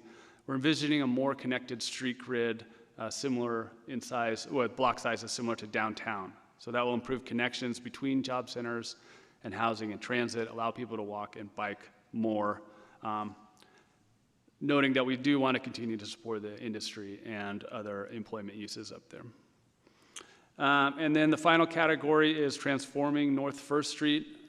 This is obviously a very key corridor for North San Jose. And so we're looking to not only improve transit efficiency and bike and pedestrian infrastructure, we're also looking to strengthen the last mile connections to the transit along North First Street so that it's more accessible for the people that work and live there.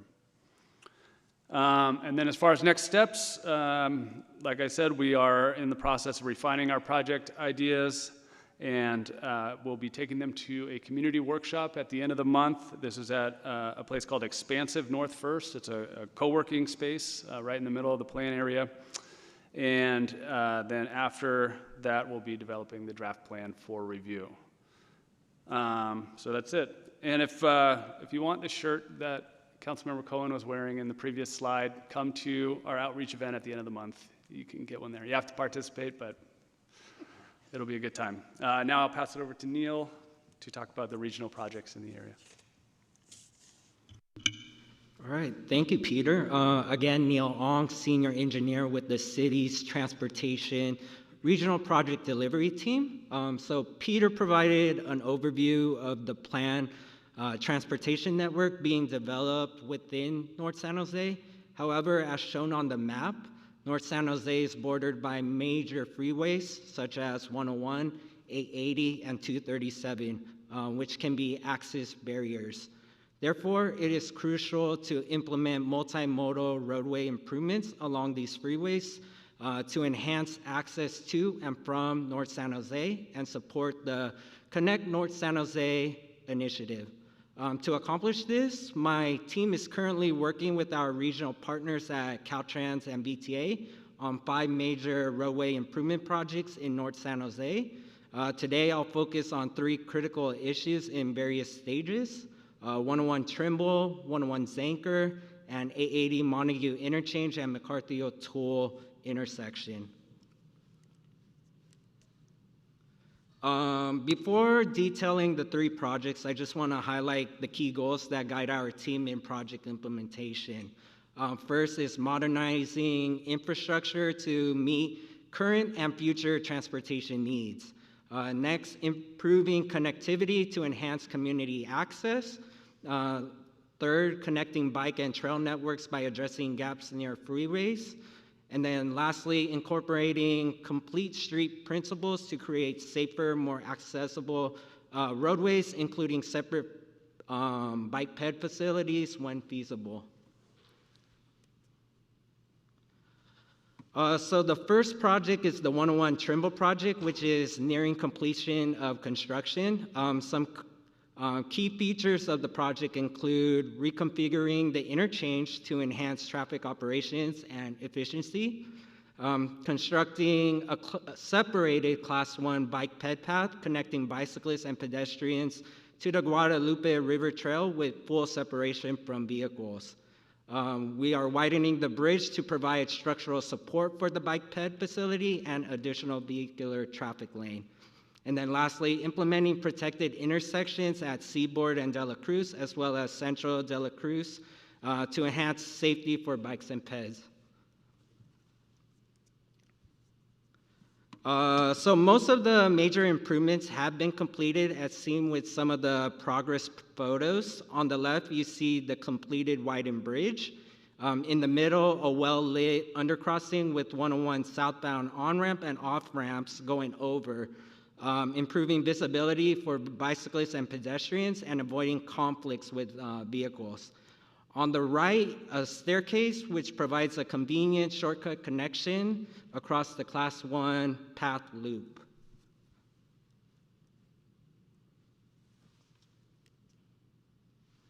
With the major construction being completed, we celebrated a ribbon cutting ceremony on August 30th with our partners, including members from the CTC, BTA, City of Santa Clara, County of Santa Clara, and Caltrans. Although major construction aspects of the project have been completed, there are still some remaining work to be done, which includes activating the signal at the city's Trimble and Seaboard intersection, completing the Class 1 bike path with activating the pedestrian lights and striping, as well as landscaping and final punch list items from our inspector. The project is working towards completion by the spring timeframe, pending weather, followed by plant establishment periods for both city and Caltrans right away. So the next project I want to discuss is the 101 Zanker project, which is in the final stages of the environmental phases. The proposed improvements include a new overcrossing above 101, connecting Zanker Road and Old Bayshore Road on the north to 4th Street, Skyport Drive on the south. The overcrossing will feature Class 4 protected bike ped facilities for safe, separated travel from vehicles. We're also replacing non-standard ramps at Old Bayshore, Brokaw Road, and 1st Street, and consolidating those ramps at Bering Drive, reducing conflict points. And then lastly, improving the southbound US 101 on-ramp at Technology Drive and 4th Street. We've been making a lot of progress on this project. Preliminary engineering was completed in 2020. We're currently in the environmental phase. The draft environmental document was circulated for public comment from December 2023 to February 2024, and a public meeting was held on January 10th, 2024. Next steps were expected to conclude the environmental phase in this spring, with the project addressing the public comments and certifying the final environmental document. We expect the design phase to begin later this year.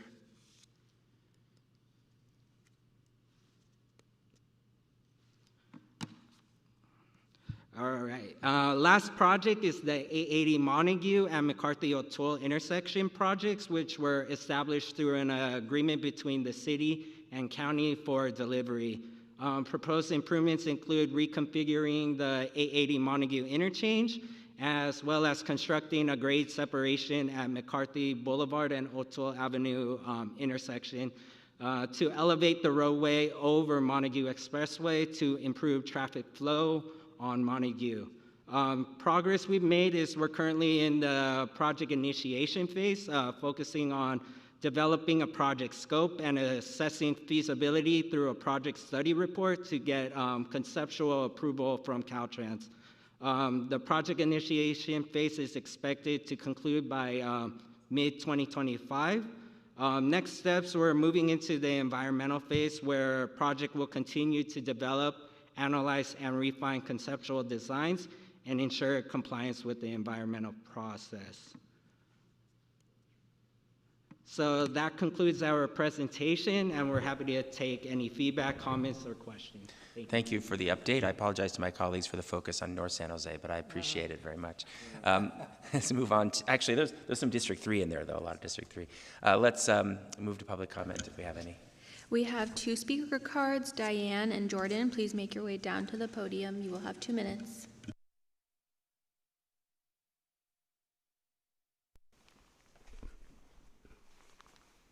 Good afternoon. Your Bicycle and Pedestrian Advisory Committee hereby submits the following comments on this report.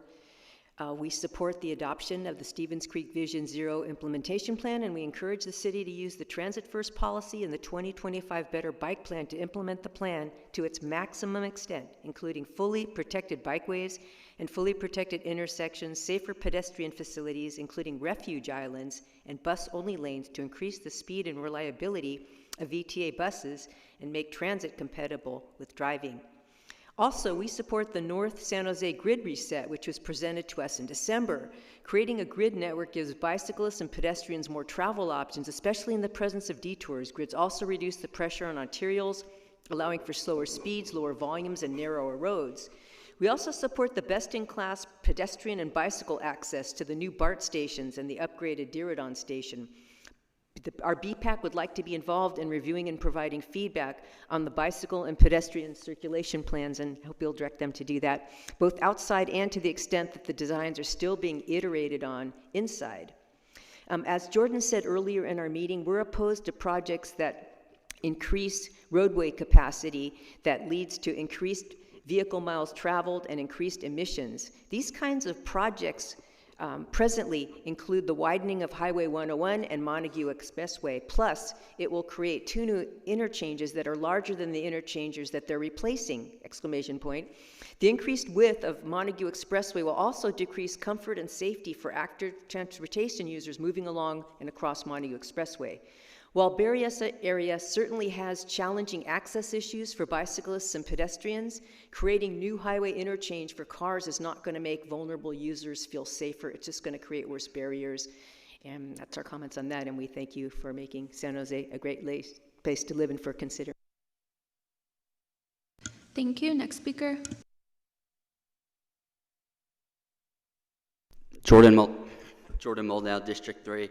I want to thank the teams who worked on the bike path along Trimble and the team working on the Connect North San Jose project. Those are both fantastic projects.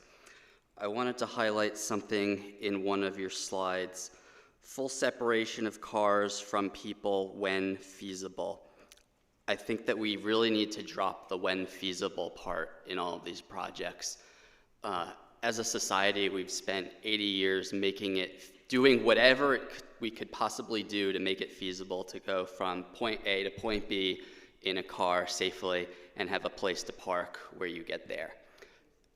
It's about time where we put that same level of effort towards making it possible to bike and walk anywhere you want and arrive at your destination without injuries.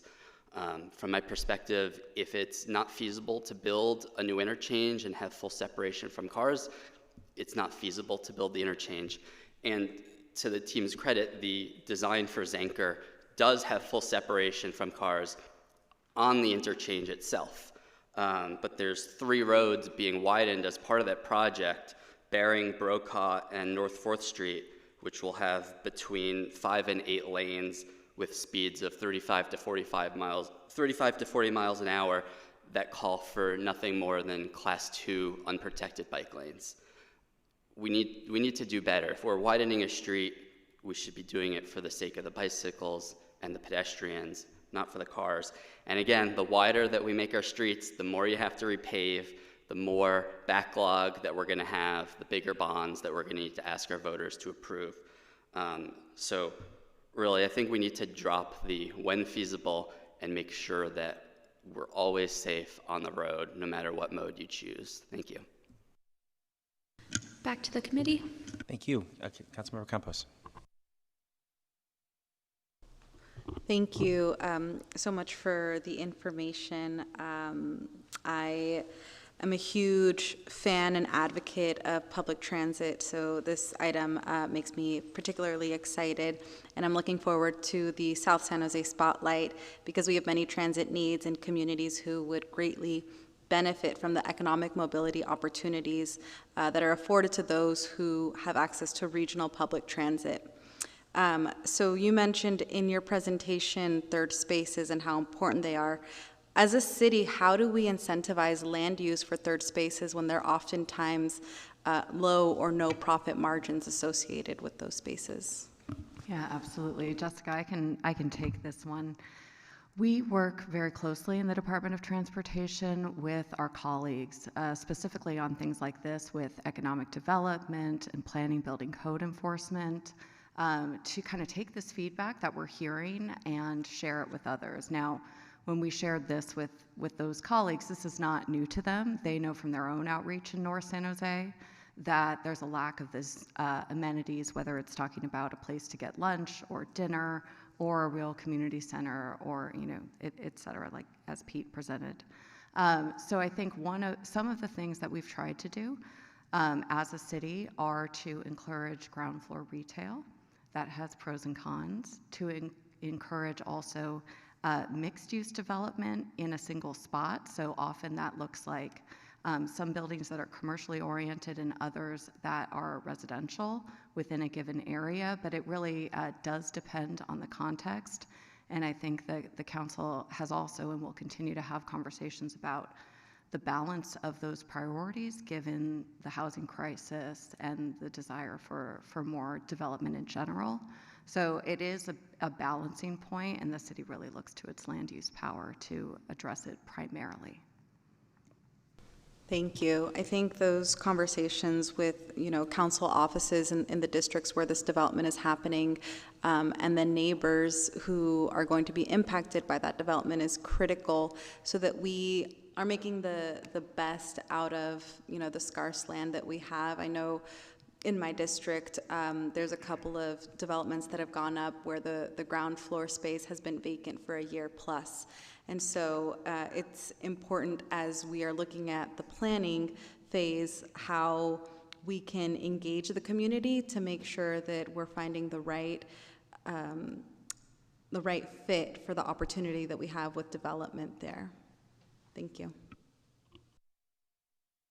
Yeah, thank you for highlighting that. Obviously, it's a big concern of mine in North San Jose, and we hear that from the residents there the most. I think it's the most underserved part of the city when it comes to actual amenities within distance. It's the largest area in the city without a community center, without a library. The parks per resident are lower. The number of shops and restaurants are lower. So we're hoping as we build out our housing plans in North San Jose that will help. I'm just going to mention a few things in North San Jose since we were talking about it that I want to keep front of mind. Obviously, that street grid issue is important. It was really exciting to hear the students at San Jose State take on North San Jose as their development project as last year in the planning department, and they identified this distance between intersections as a real problem in North San Jose. We want it to be a dense part of town, but the distance to get from street to street is really far, and so it makes it not walkable. So that's been identified, and I'm glad to see that that's part of the conversation that you're having. Something that's not mentioned on your study, and I know it's probably outside the scope of our funding at this point, although I'm pushing VTA to keep it on our radar, is grade separation for light rail along First Street at Montague, at Trimble. The time it takes to get from residential North San Jose to downtown and vice versa makes using light rail less attractive and keeps more people in their cars. And so we definitely need to keep that grade separation on the list. And then I'm just going to mention the Montague 880 O'Toole project. By the way, after years of all that fight with the Santa Clara County about Montague Trimble, I still don't see any problem at Montague Trimble. The problem is at Montague Montague 880. So I'm glad we're addressing the real problem and not the county's imagined problem. But I just want to mention or ask the question, when you go east of 880, to me the worst bottleneck in all of North San Jose, and one of the worst in the entire city, is Montague at Oakland Road and Main Street. Not Montague at 880 or Montague at O'Toole, but Montague at Oakland Road. If you get off anytime after 1 o'clock in the afternoon on any weekday, if you try to go north and get off at Montague and go east, you will sit 20 minutes to go the eighth of a mile distance from 880 to Oakland Road. There's probably stoplight timing and other things we can do in the short term while while we work on this. But as we work on this plan at Montague 880, we should be looking all the way east to Oakland Road as part of that entire region, because if we don't solve that, the traffic will be backed up on 880 like it is in the afternoon all the way almost to Trimble, and it's all caused by the stoplight at Montague and Oakland Road, not by the other intersections. I don't know if you have any comments at this point, or somebody should check that out, but it's a very frustrating Yeah, thank you. Neil can speak to this more depending on how many conversations they've had about it, but it is, all of these projects are on this list because of shared jurisdiction. So that is a shared intersection between Milpitas, San Jose, and of course the county operating Montague itself. So we can look into that more, but appreciate it. Yeah, it's a tough one. I was thinking about it the other day when I was sitting there trying to get to a meeting. The Milpitas probably loves it because all their folks are on Main Street seem to flow very nicely south, but people coming east into San Jose on Montague have to wait for that. Got it. So just maybe something can be looked into. Thank you. Thank you. Okay, do we have a motion to accept the report? Move for approval. Second. All right, we have a motion and a second. Let's vote. All right, the motion carries 4-0. We're on to open forum. Do we have anybody for open forum? We have no public comment. All right, great. We are adjourned at 3:26 p.m.